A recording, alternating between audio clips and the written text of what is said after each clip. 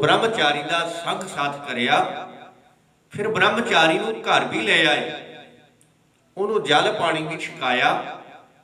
जदों रात पई, रात नूं कोठे ते आराम कर लई चले गए। ब्रह्मचारी सौण तो पहला पुछदा है कि अमरदास तेरा गुरु कौन है, तू किहदा सिख किहदा चेला है। महिमा प्रकाश के करता ने वो बोल इस तरह लिखे, तुम किस गुरु ग्रह के सेवक कहो, जय बरतान दयाल मोए कहो। कि तू किहदा सिख किहदा चेला है। अगों बाबा अमरदास जी सुन के कहते ने कि असीं तां अजे गुरु की भाल कर रहे हैं, साडा कोई गुरु नहीं। ब्रह्मचारी सुनदी सार बड़ा दुखी जिहा होके कहता है कि अमरदास तू नगोरा है, तेरा गुरु कोई नहीं। मैं हुण तक नगोरे का संग साथ करिया, नगोरे दे घरों आके जल पानी छकिया। ये कुछ करन नाल मेरा तो सारा कुछ ही खत्म हो गया। तीर्थां ते जाना, वर्त रखने सब व्यर्थ चले गए। बड़ा दुखी जिहा होकर उन्हें एक बोल कहा। महिमा प्रकाश के करता ने वो बोल भी लिखिया है, ब्रह्मचारी ये बचन सुन अत मन तन दुख माना। मम तीर्थ वर्त बिरथा पै कियो जो तुम सो खाना। कि तेरे नाल बह के जल पानी छकदा रहा, तेरे हथों जल पानी लैके छकदा रहा। तू एक नगोरा सी, नगोरे का संग साथ करन करके सब कुछ मेरे करे हुए कर्म व्यर्थ चले गए। ये कह के वो ब्रह्मचारी अपने रास्ते चला गया। ते ये आवाज़ बार बार बाबा अमरदास के कन्नी गूंजन लग पई कि अमरदास तू नगोरा है, तेरा गुरु कोई नहीं है।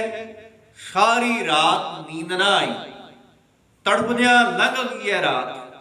दिन चढ़िया, दिन दे विच चैन कोई ना आया। दिन दे विच उही आवाज़ां फिर कन्नी पैंदियां ने। अगली रात आरंभ हो गई, फिर भी दूजी रात कोई नींद ना आई। पर जदों अमृत वेला जिहा होया, एक मिठी जी आवाज़ कन्नां च पई है। वो आवाज़ सी बीबी अमरो दी। बीबी अमरो धन गुरु अंगद साहब जी की धी है, दूजे सतगुरु दी। ते बाबा अमरदास जी के छोटे भरा माणक चंद के पुत्र जस्सू नाल ब्याही हुई है, जिहड़ी रोज अमृत वेले उठ के नाले दुध रिड़कदी है, नाले बाणी पढ़दी है।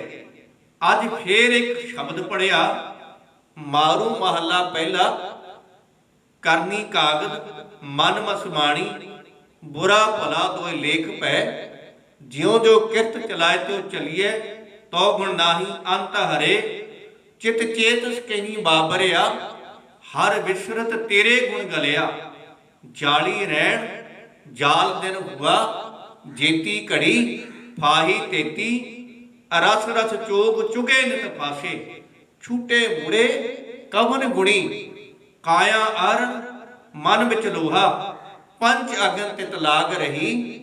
कोयले पाप पड़े त सूपर मन जलिया, सन्नी चिंत पई। भया मनूर कंचन फिर होवै, जे गुर मिले तनेहा। एक नाम अमृतो देवै, तो नानक त्रिष्ट सदेहा। ये आवाज़ जो कन्नी पई, अंदर एक ठंड जी पै गई है। हौली हौली बाबा अमरदास बीबी अमरो को चले गए। जाके एक बचन करया, कहते धीए ये तू की पढ़ रही सी। बीबी अमरो ने अगों बचन करया, कहती पिता जी, क्योंकि पिता की थां लगते ने, सौहरे की थां लगते ने। कहती पिता जी ये गुरु नानक साहब जी की बाणी है, मैं अपने पिता के कोलों कंठ करी है। बाबा अमरदास पुछते ने, कहते धीए गुरु नानक साहब किथे ने। अगों बीबी अमरो कहती है कि सचखंड नूं चले गए, अपनी थां ते मेरे पिता जी नूं बिठा के गए ने। निज स्थान निज जस दे मम पिता बिठारे, कि मेरे पिता नूं बिठा के गए ने। बाबा अमरदास कहते धीए फिर अपने पिता तक लै चल मैनू। बीबी अमरो कहती है कि पिता जी मेरे पिता की मैनू आग्या है कि जदों तक तेनों बुलाइए ना तू आना नहीं, ते जदों तेनों भेजीए रे तू खंडूर तो जाना नहीं। ਇਸ ਕਰਕੇ ਮੇਰੀ ਮਜਬੂਰੀ ਹੈ, ਮੈਂ ਪਿਤਾ ਦੇ ਸੱਦੇ ਤੋਂ ਬਿਨਾਂ ਨਹੀਂ ਜਾ ਸਕਦੀ। ਬਾਬਾ ਅਮਰਦਾਸ ਬੜੀ ਨਿਮਰਤਾ ਨਾਲ ਕਹਿੰਦੇ ਨੇ, ਧੀਏ ਮੇਰੇ ਕਰਕੇ ਚੱਲ।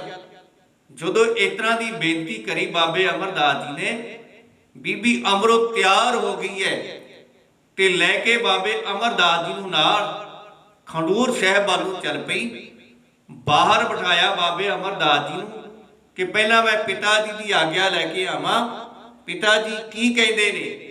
ਜਦੋਂ ਪਿਤਾ ਗੁਰੂ ਅੰਗਦ ਸਾਹਿਬ ਜੀ ਦੇ ਅੱਗੇ ਗਈ ਬੀਬੀ ਅਮਰੋ, ਸਤਿਗੁਰੂ ਪੁੱਛਦੇ ਨੇ ਕਿ ਧੀਏ ਕੱਲੀ ਹੀ ਕਿਉਂ ਆ ਗਈ ਹੈ, ਜਿਹਨੂੰ ਨਾਲ ਲੈ ਕੇ ਆਈਆਂ ਉਹਨੂੰ ਅੰਦਰ ਤੱਕ ਕਿਉਂ ਨਹੀਂ ਲੈ ਕੇ ਆਈ। ਇਹ ਸੁਣਦੀ ਸਾਰ ਬੀਬੀ ਅਮਰੋ ਬਾਹਰ ਆਈ, ਬਾਬੇ ਅਮਰਦਾਸ ਜੀ ਨੂੰ ਨਾਲ ਅੰਦਰ ਤੱਕ ਜਿੱਥੇ ਸਤਿਗੁਰੂ ਜੀ ਬਿਰਾਜਮਾਨ ਸੀ ਉੱਥੇ ਤੱਕ ਲੈ ਗਈ ਹੈ। ਸਤਿਗੁਰੂ ਉੱਠੇ ਨੇ ਕਿ ਸਾਡੇ ਕੁੜਮਾਂ ਦੇ ਥਾਂ ਲੱਗਦੇ ਨੇ, ਗਲ ਮਿਲਣਾ ਚਾਹਿਆ, ਪਰ ਬਾਬਾ ਅਮਰਦਾਸ ਜੀ ਨੇ ਆਪਣਾ ਸੀਸ ਗੁਰੂ ਦੇ ਚਰਨਾਂ ਤੇ ਰੱਖ ਦਿੱਤਾ। ਮਹਿਮਾ ਪ੍ਰਕਾਸ਼ ਦਾ ਕਰਤਾ ਫੇਰ ਇੱਕ ਬੋਲ ਲਿਖਦਾ ਹੈ, ਸਤਿਗੁਰ ਗਲ ਮਿਲਨ ਕੋ ਕਰਾਓ, ਕਿ ਸਤਿਗੁਰੂ ਨੇ ਗਲ ਮਿਲਣ ਦਾ ਯਤਨ ਕਰਿਆ। ਸਤਿਗੁਰ ਗਲ ਮਿਲਨ ਕੋ ਕਰਾ, ਸਹਿਬ ਸਿਰ ਚਰਨਨ ਪਰ ਧਰਾ, ਕਿ ਬਾਬੇ ਅਮਰਦਾਸ ਜੀ ਨੇ ਆਪਣਾ ਸੀਸ ਗੁਰੂ ਦੇ ਚਰਨਾਂ ਤੇ ਧਰ ਦਿੱਤਾ। ਬੀਬੀ ਅਮਰੋ ਨੇ ਬਾਬੇ ਅਮਰਦਾਸ ਨੂੰ ਪੂਰੇ ਗੁਰੂ ਨਾਲ ਮੇਲ ਮਿਲਾਪ ਕਰਵਾ ਦਿੱਤਾ। ਲੰਮਾ ਸਮਾਂ ਰਹਿ ਕੇ ਗੁਰੂ ਅੰਗਦ